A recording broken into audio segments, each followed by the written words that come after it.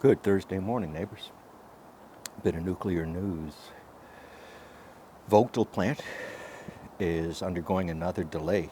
Apparently, they failed some type of testing, probably cement or concrete or maybe steel used somewhere. Yet I thought they were fueling. I don't know what's going on there. So, will be another cost overrun, another expense to the taxpayers when we could have done a lot better.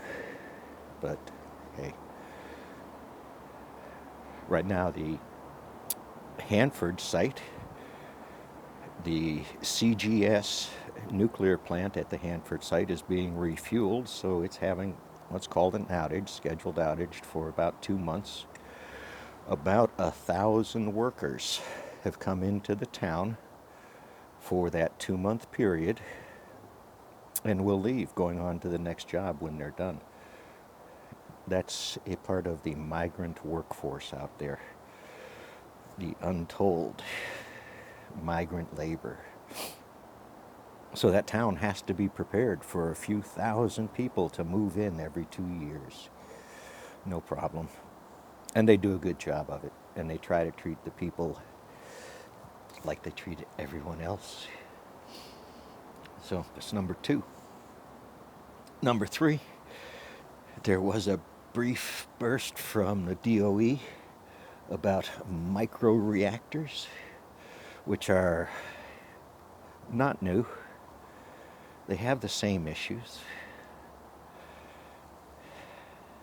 And releasing these things into the environment has to be measured and weighed. These are effectively nuclear weapons.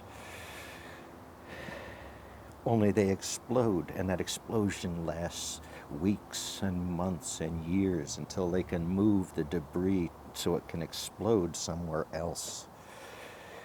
They can start to deconstruct the debris and separate it from itself so it doesn't have what are called criticalities. No problem, though. Of the hundreds of nuclear waste sites hidden across America, some people are trying.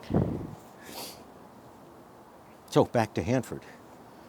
Talk a little bit more about Hanford. Every 2 years, that tin can is opened up and a huge environmental release happens. It's permitted. It's permitted in many ways. It's known, it is marginally measured. It's measured partially by the industry. It's internal records and documents. But the external, the checks and balances against that release information doesn't exist. The only instrument I know capable of it in the area that it would have been a matter of public record has been broken for roughly 6 years.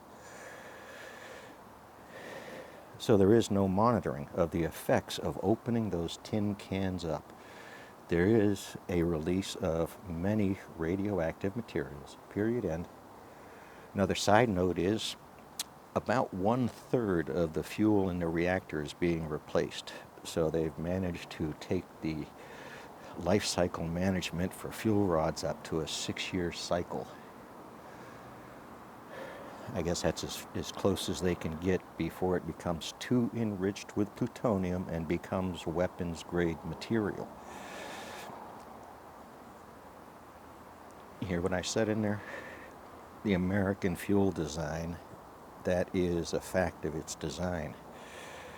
The patented cesium ratio mix that produces plutonium. There we are.